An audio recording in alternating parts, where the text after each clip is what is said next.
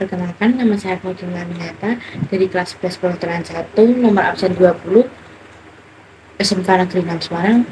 Pada kesempatan kali ini saya akan menjelaskan salah satu unit pada bab Bhinneka Tunggal Ika dan NKRI. Langsung saja saya akan memaparkan pada bab Bhinneka Tunggal Ika unit 2 tentang kolaborasi budaya.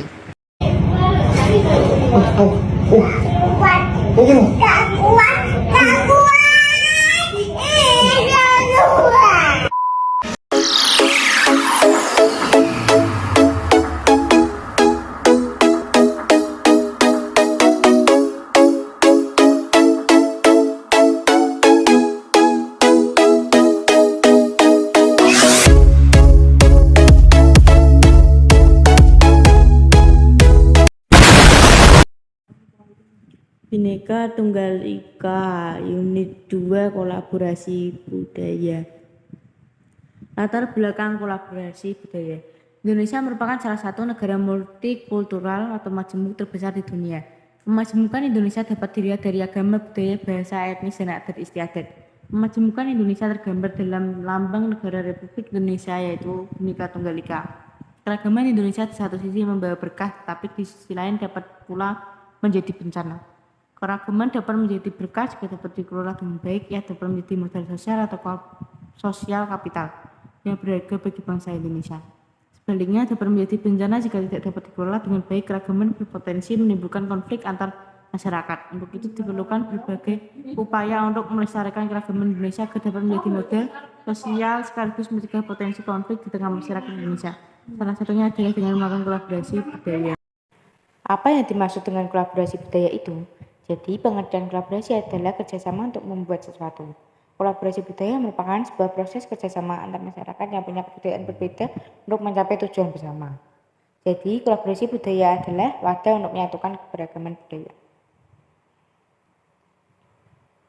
Apa pengaruh kolaborasi antar budaya dalam upaya pelestarian kebudayaan nasional?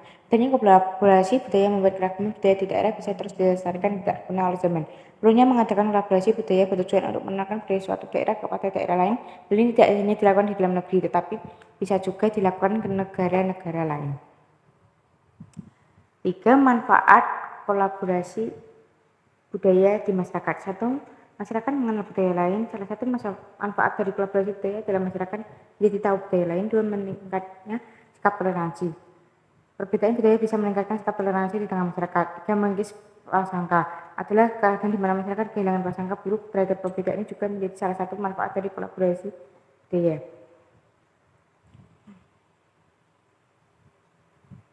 Mengapa perlu adanya kolaborasi budaya dengan luar negeri?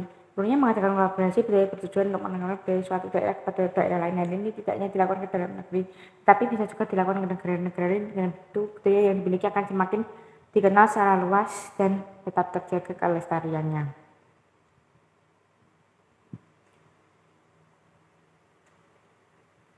Bagaimana cara menjaga budaya sendiri agar tidak punah dan diambil orang lain? Yaitu dengan cara 1. Memahami budaya sendiri. 2. Mengenalkan budaya pada orang lain. 3. Mengenalkan budaya Indonesia ke negara lain. Dan 4. Tidak pengaruh budaya asing.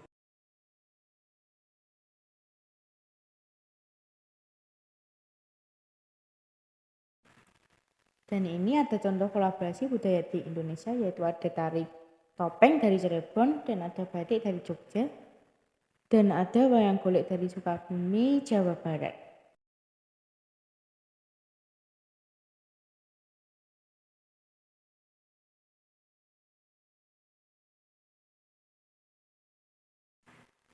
Dan di sini ada keberagaman budaya Indonesia, yaitu ada batik dan candi.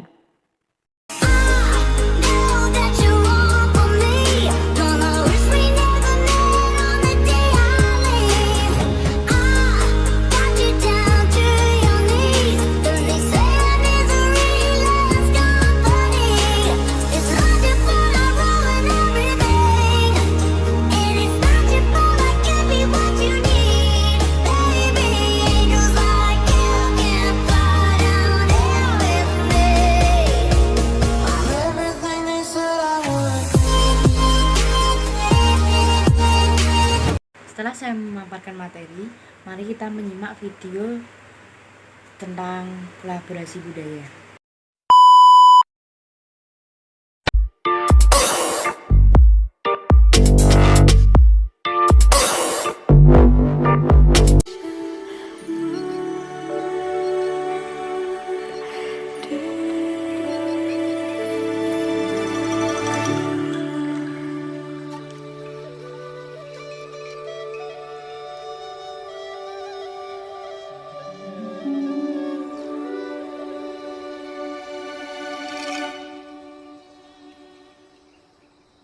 Tahta indah terukir prasasti,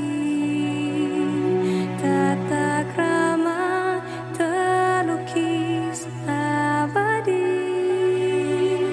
Di tanah ini kita terlahir, langit memanggilnya tanah Nusantara.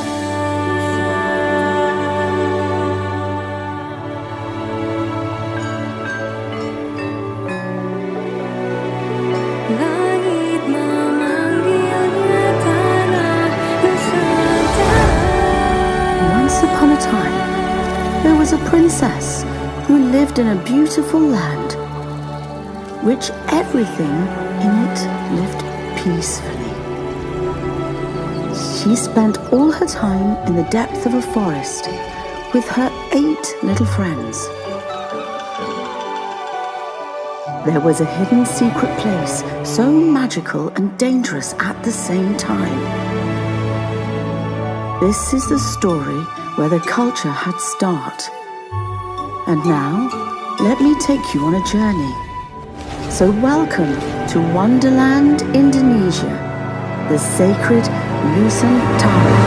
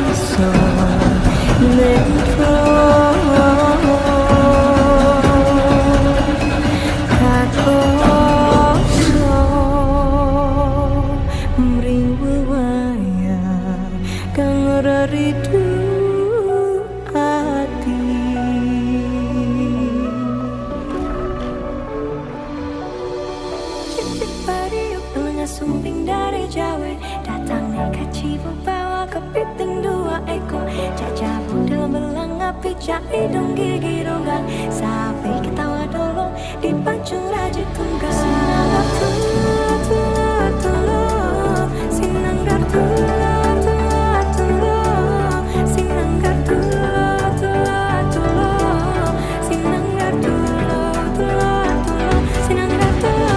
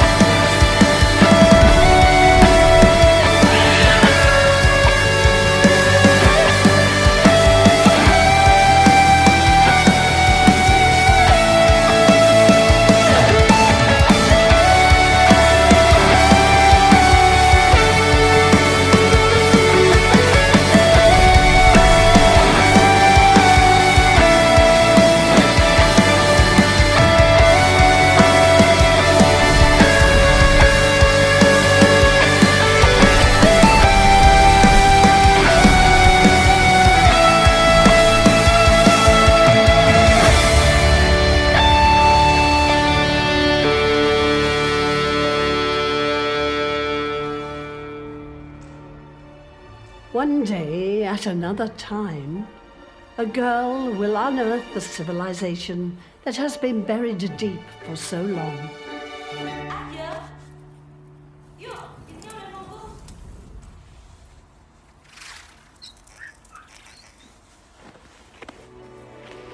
See you on that day. Yakin deh. Ya udah deh kalau gitu. Lanjut part 2. Mari kita lanjut pada bab NKRI unit ketiga tentang penyelesaian sengketa batas wilayah Blok Ambalat. Negara Kesatuan Republik Indonesia NKRI unit ketiga tentang penyelesaian sengketa batas wilayah Blok Ambalat. Bagaimana proses penyelesaian sengketa batas wilayah Blok Ambalat? Sengketa batas wilayah Blok Ambalat terjadi antara Indonesia dan Malaysia. Sengketa tersebut dimulai saat Indonesia dan Malaysia masing-masing melakukan penelitian untuk mengetahui landas kontinen dan zona ekonomi eksklusif pada 27 Oktober 1969 setelah ditandatangani perjanjian kapal batas landas kontinen Indonesia-Malaysia. Namun pada 1979, Malaysia justru mengingkari perjanjian tersebut sehingga konflik pun memanas dan sepihak dan beragam tindakan provokasi Malaysia ditambah pada peningkatan eskalasi hubungan kedua negara. Jelaskan bahwa jika mengacu pada aturan hukum internasional dan mempertimbangkan kedekatan kedua negara, upaya penyelesaian konflik Indonesia-Malaysia dapat ditempuh setidaknya 4 tahap tersebut. 1. Perundingan bilateral. Langkah ini memberi kesempatan kepada masing-masing negara untuk menyampaikan argumentasinya terhadap wilayah yang dipersengketakan. Namun, bagaimana jika belum mencapai kesepakatan damai? Indonesia sudah pasti akan menggunakan pasal 47 yang pos 1982 bagi negara kepulauan dan dapat menarik garis perlawanan sebagai patokan untuk pelindungan kedaulatannya. Sementara Malaysia kemungkinan besar akan menggunakan argumen kota 1979. 2. Menetapkan wilayah yang disengketakan sebagai status quo.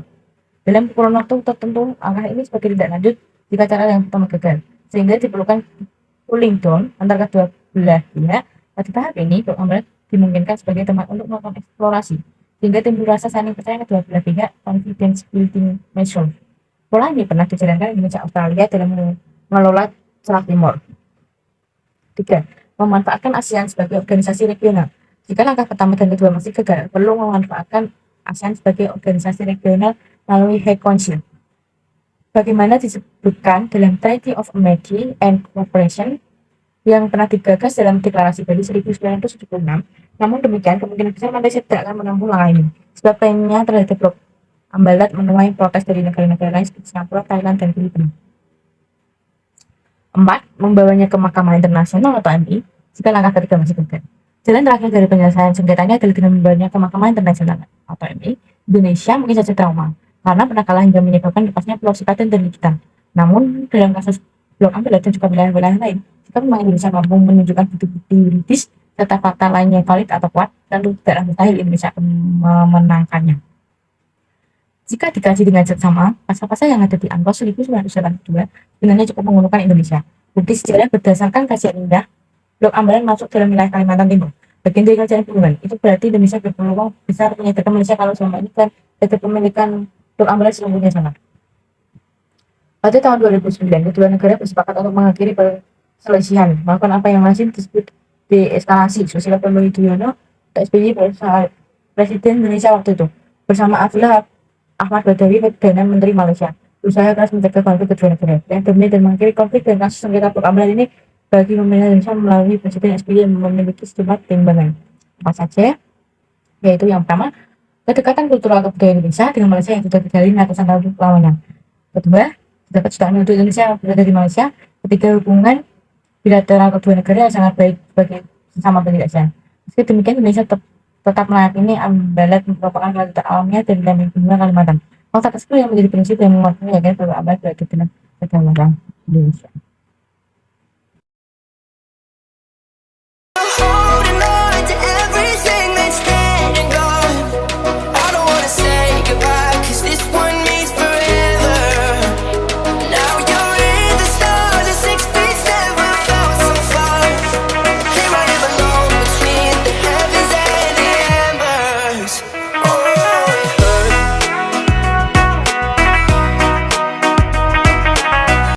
Setelah saya memaparkan materi tentang NKRI, mari kita menyimak video tentang penyelesaian sengketa batas wilayah Blok Ambalat.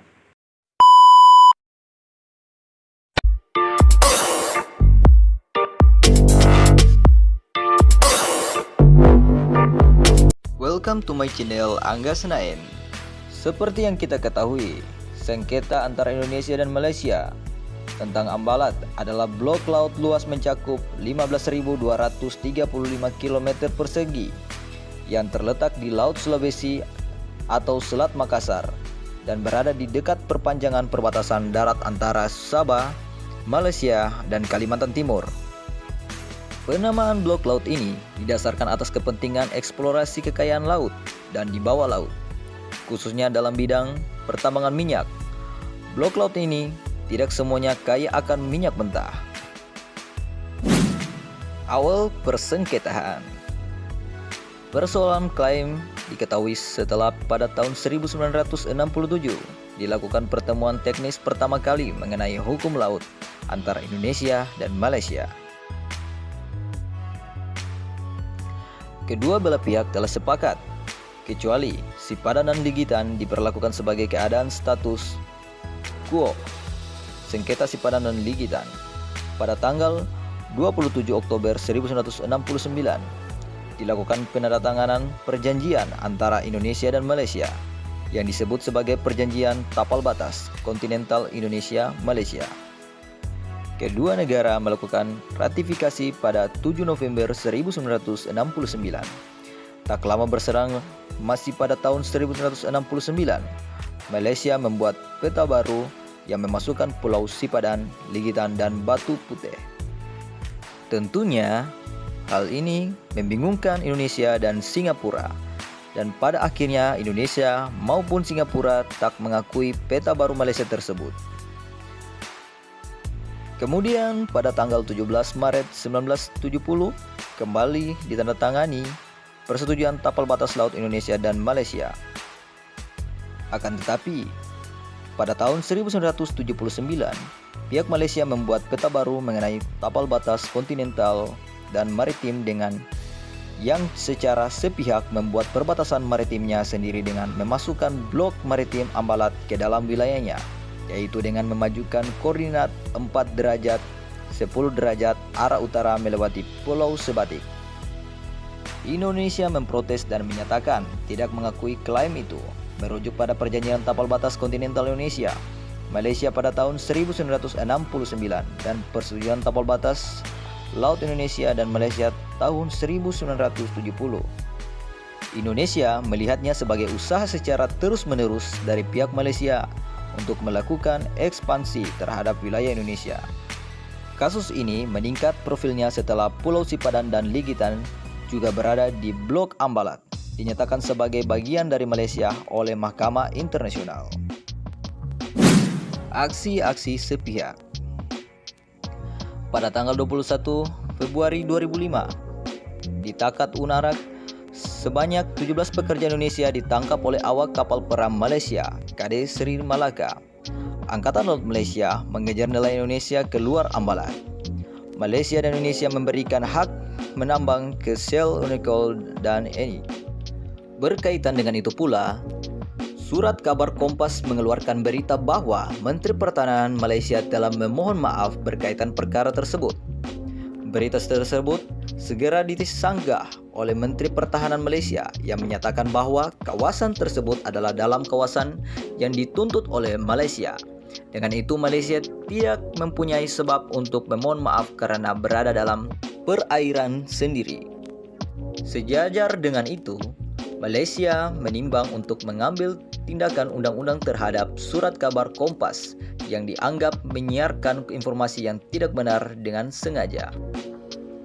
Terjadi ketegangan yang melibatkan kapal perang pihak Malaysia KD Sri Johor, KD Buang, dan Kota Bahuru. Sedangkan kapal perang dari pihak Indonesia melibatkan KRI Wiratno, KRI Tongkol, KRI Tedong Naga, KRI KS Subuh, KRI Nuku, dan KRI Singa. Yang kemudian terjadi insiden penyempretan kapal Republik Indonesia dan Malaysia pada tahun 2005, yaitu Pada tanggal 8 April 2005, kapal Republik Indonesia Tedong Naga yang menyempret kapal Diraja Rencong, Malaysia sebanyak 3 kali. Akan tetapi tidak pernah terjadi tembak-menembak karena adanya surat keputusan Panglima TNI nomor Skeps 158 nomor 4 2005 tanggal 21 April 2005 bahwa pada masa damai, unsur TNI Angkatan Laut di wilayah perbatasan Republik Indonesia dan Malaysia harus disikap kedepankan perdamaian dan TNI Angkatan Laut hanya diperbolehkan melepaskan tembakan bila mana setelah diawali adanya tembakan dari pihak Malaysia terlebih dahulu. Pihak Indonesia mengklaim adanya 35 kali pengelanggaran perbatasan oleh Malaysia. Pada tanggal 24 Februari 2007, pukul 10 WITA, yakni kapal perang Malaysia KD Budiman dengan kecepatan 10 knot memasuki wilayah Republik Indonesia sejauh 1 mil laut. Pada sore harinya, pukul 15 WITA, kapal perang KD Sri Prilis melintas dengan kecepatan 10 knot memasuki wilayah Republik Indonesia sejauh 2 mil laut yang setelah itu dibayang-bayangi oleh KRI Welang. Kedua kapal berhasil diusir keluar wilayah Republik Indonesia. Pada tanggal 25 Februari 2007, pukul 9.00 WITA, KD Sri Perli memasuki wilayah Republik Indonesia sejauh 3.000 yard yang akhirnya diusir keluar oleh KRI Untung Suropati. Kembali sekitar pukul 11.00 WITA, satu pesawat udara patroli maritim Malaysia jenis Beechcraft B-200T Submarine melintas memasuki wilayah Republik Indonesia sejauh 3.000 yard. Kemudian 4 kapal perang yakni KRI Ki Hajar Dewantara, KRI Keris, KRI Untung Suropati, dan KRI Welang disiagakan.